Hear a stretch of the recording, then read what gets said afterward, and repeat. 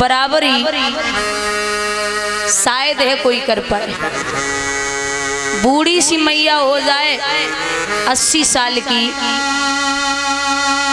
और बहू भोजन न बनाए और मैया को पता चल जाए कि हमारा बेटा भूखा है और माँ को तेज बुखार हो तो रसोई में खुद जाएगी और 80 साल की मैया भले ही हाथ पैर न चले लेकिन खाना जरूर बना के लाला को देगी। और लाला कहीं धोखे से पूछ ले मैया बुखार है तो बोलेगी नहीं लाला बुखार नहीं है, वो क्या है ना और रसोई से आई हूं तो शरीर तप रहा है। एक उदाहरण देती हूँ माताओं, बड़े ध्यान से सुनना। माँ हम किसे कहते हैं? एक मैया थी, उसके 10 साल से कोई बेटा पैदा नहीं हुआ, मतलब कोई संतान ही नहीं हुई। 10 साल बाद एक बेटा हुआ हॉस्पिटल में, तो डॉक्टरों ने देखा कि लाला तो हो गया लेकिन उसके एक आंख नहीं है। तो डॉक्टरों ने माँ से कहा कि लाला के एक आंख नहीं है तो क्या करें? मैया बोली एक आंख ही तो नहीं है लेकिन है तो मेरे चांद का टुकड़ा। आंख नहीं है तो कोई बात नहीं, है तो मेरा लाला ही। डॉक्टर बोले एक बात बोलूं? बोले हाँ। बोले जब ये 5 वर्ष का हो जाएगा तो आप दोनों में से कोई इसे अगर एक आंख दे दे तो ये ठीक हो जाएगा। बाप ने साफ मना कर दिया, बोले मैं तो बाहर रहता हूँ, काम करता हूँ, लेकिन अगर ये दे दे तो ठीक है। मैया बोली आप एक आंख की बात करते हो, मेरा बेटा अगर दोनों आंखें नहीं होती तो ये माँ दोनों आंखें निकाल के दे देती। बच्चे को आंख दी मैया ने। महाराज बच्चे के पैदा होने के 1 साल बाद बाप एक्सीडेंट में मारा गया। इतनी गरीब थी, लाला को पालने लगी, सुबह और शाम झाड़ू पोंछा करती घरों में और बच्चा बड़ा होने लगा। धीरे धीरे बड़ा हुआ। जब स्कूल जाने लायक हो गया तो मैया ने एडमिशन कराया, 5th क्लास तक पढ़ाया। धीरे धीरे क्लास बढ़े तो हाई स्कूल में जब आया, एक दिन मैया बच्चे को जब छोड़ने गई तो लोग कहने लगे जो उसके साथ वाले थे, बोले क्यों रे एक बात बता, जो काली सी है ये तेरी माँ है? बच्चा बोलता हाँ। बोले रे काली होगी तो ठीक भी है, ये तो कानी भी है, ये तो कानी भी है, इसके एक आंख भी नहीं है। तुझे शर्म नहीं आती? तू तो अच्छा खासा आता है पहन के कपड़े और तेरी माँ काम वाली बाई लगती है। कल से बोल देना तेरी मैया को मैं देख लूं तो मेरा पूरा दिन खराब जाता है, माँ से मना कर देना। बच्चा घर पे आया, बोला मैया कुछ बोलना है। हाँ बोल लाला। कल से मुझे तू नहीं छोड़ने जाएगी। क्यों? तू मेरा अकेला बेटा है, मैं मर जाऊंगी अगर तुझे मैं छोड़ने नहीं जाऊंगी, मुझे चिंता रहेगी। बच्चा बोलता मैं बड़ा हो गया मैया, मेरे दोस्त मुझे मजाक बनाते हैं कि तेरी माँ काली और कुरूप है। ठीक है आराम से जाना, आराम से आना, मैं नहीं जाऊंगी। महाराज इंटर पास किया, 1st क्लास आया।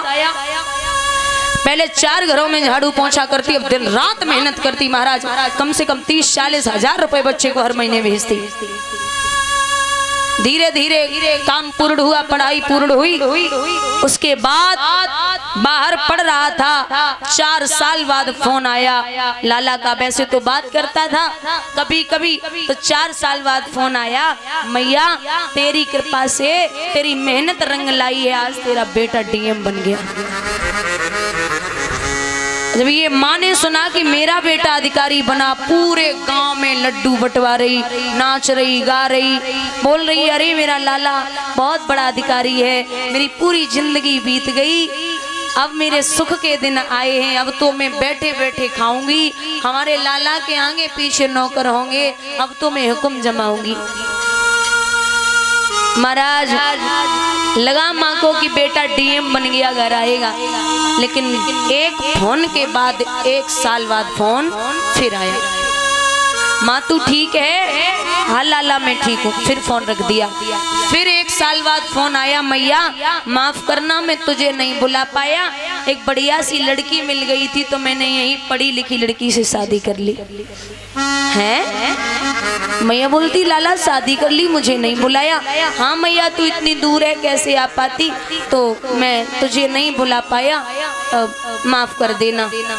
ठीक है लाला कोई बात नहीं, बहू के साथ अच्छे से रहना। तसल्ली कर ली, मामा होती है। महाराज फिर 1 साल बाद फोन आया कि मैया तेरे घर में एक नाती आ गया, तेरी बहू के बेटा पैदा हुआ। अच्छा एक बात बोलूं, बहू के लिए बर्दाश्त कर लेगी मां, लेकिन अगर नाती का मुंह न देख पाए दादी तो फिर उसे बर्दाश्त नहीं होता। आप पूरे फिर गांव में मिठाइयां बांट रही, अरे मेरे यहाँ नाती हुआ है, मेरा बेटा विदेश है, अधिकारी है, मैं जाऊंगी अपने बेटे के पास। लेकिन चिट्ठी आती थी हर 1 साल बाद चिट्ठी, तो पता उसमें लिखा था। अब हुआ ऐसा, मैया ने बोरी बिस्तरा सब सामान लेके बहू के लिए साड़ी, बच्चे के लिए कपड़े, खिलौने, एक पोटली बड़ी सी बांधी। अच्छा अब माताएं जो होती ना पुराने जमाने की, उन्हें वो छल कपट नहीं होता कि सामने वाला क्या सोचेगा। उनका जो दिल है वो अपना दिल निकाल के रख देंगे सामने वाले के लिए। तो पोटली लेके उसी पते पे उतरी। अच्छा साहब के बंगले के बाहर जो चपरासी था वो खड़ा था, गाड़ी से उतरी, रिक्शे से उतरी, तो चपरासी से बोली ये पता देखना, ये यहीं का है लाला, मेरा बेटा डीएम हो गया, उससे मिलना है। अब शकल सूरत तो वैसे तो काली थी और एक आंख भी नहीं थी और कपड़े भी अजीब से पहन रखे थे। चपरासी बोला दिमाग ठीक है, अरे तुम्हारे जैसे मांगने वाले बहुत आते, ये लो 10 रुपए और निकल लो। मैया बोली मैं भिखारी नहीं हूँ, मेरा बेटा डीएम है, अरे मिलवा दे। अच्छा भरोसा ही नहीं है, बोले ये ले राइटिंग देख ले, मतलब ये जो लिखा है ना, मेरे बेटे ने ही चिट्ठी भेजी थी मेरे लिए। चपरासी की आंख खुली, बोले हाँ तो साहब का ही लिखा हुआ है। बोले तो एक काम करो, अगर साहब से मिलना है तो ये पोटली, ये कपड़े, ये खिलौने यहीं रख दो और जाकर के आप ऊपर साहब होंगे रूम में, आप मिल के आ जाओ। बूढ़ी मैया पहुंची। अच्छा बूढ़ी मैया और तो सब छोड़ो ना, बहू को देखा ना, बेटे को पालने में नाती झूल रहा था, तो झपट के उठाओ छाती से लगाई लियो, 2-4 चुम्बन जड़े। सो रसोई में बहू काम कर रही, बाय पता ही ना पहली बार सास देखी है, सो चिल्लाए की बोली अरे महाराज साहब बाहर निकलो, ये काम जो लड़के चुराने वाली होती ना वो आ गई है, बच्चे को चुरा ले जा रही है, वो तो अच्छे टाइम पे मैंने देख लिया, साहब इसे घर से निकालो। साहब बाहर निकल के आए, झपट के लाला को हाथ पकड़ो, बोले पहचाना लाला, अरे 5-6 साल हो गए तेरा चेहरा ही नहीं देखा था, आज तो मरी जा रही थी तो आ गई। साहब बोले कौन हो? पत्नी बोली ये तुम्हारी माँ है, इतनी काली कुरूप सी, ये माँ है, ये नौकरानी लगती है। ताली बजा के हंसी, बोली माँ ही तुम्हारी? साहब को बेइज्जती महसूस हुई, पढ़ी लिखी लड़की है, बड़े घर की है, इसको बोल दिया कि मेरी माँ तो बेइज्जती हो जाएगी। बोले नहीं नहीं माँ नहीं है, इसे 150 रुपए तो निकाल दो। है? बोले कैसी बात करता लाला, मैंने बड़ी मेहनत से तुझे पढ़ाया, तू मुझे पहचानना बंद कर दिया। धक्के मारे हैं माँ मुंह के बल जमीन पे। पोटली जो थी नीचे आई और नीचे पोटली से कागज निकाला और वो चपरासी से कहा कि जो जो मैं बोल रही हूँ इस पोट को कागज पे लिख दे। जो जो बोलती गई चपरासी ने लिखा। मैया ने अपने साड़ी के पल्लू में वो कागज बांधा और पुनः फिर वापस गई और वापस जाकर के जहाँ सांप रहते थे ऊपर नीचे वाले कमरे में एक पंखा लगा था, साड़ी उतार के और पंखा पे टांगी, महाराज फांसी लगा ली। अब जैसे ही फांसी लगाई ऊपर से सांप का टाइम हुआ, ऊपर से नीचे आए तो निगाह पहुंची, पत्नी पीछे ही पीछे। सबसे पहले पत्नी की निगाह पहुंची तो पत्नी ने जवाब दिया, अरे महाराज अभी धक्के मार के निकाला था, वो तो यहीं आके वो फांसी लगा ली।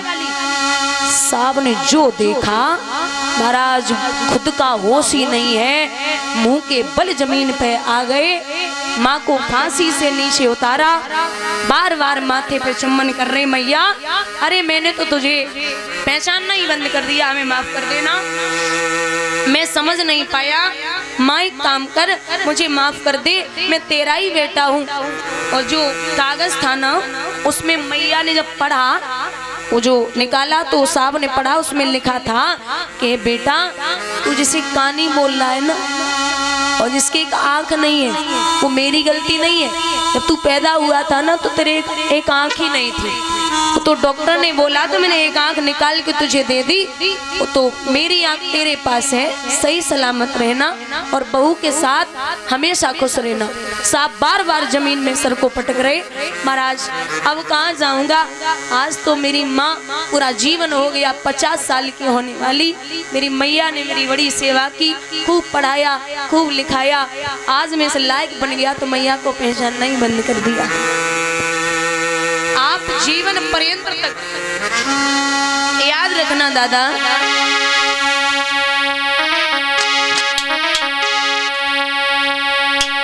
कहते हैं वक्त माँ बाप से बढ़कर जग में और कोई दूजा नहीं खजाना, जिसने तुझे जन्म दिया नहीं दुखा।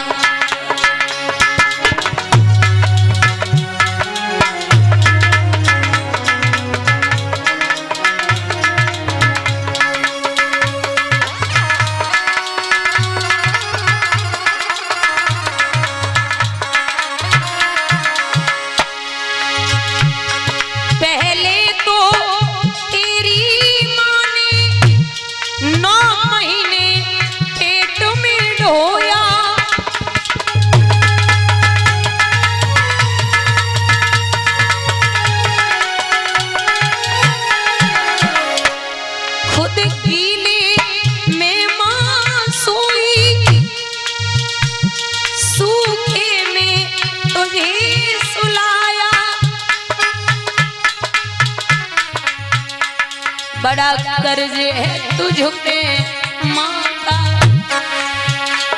तू अपना कर्ज चुकाना।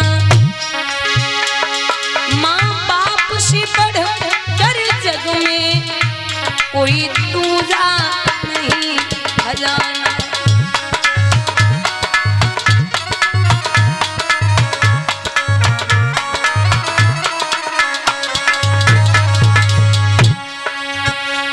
सच्चा माँ बाप का लाडला कहता है, तेरी ममता से मीठी नहीं कोई मिठाई,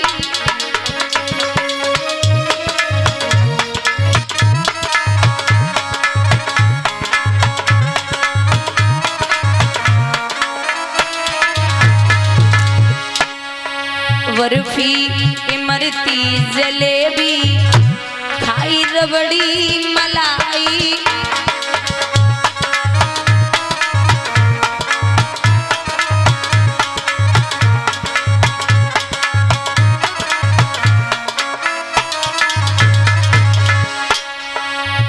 तेरी ममता से मीठी नहीं कोई मिठाई।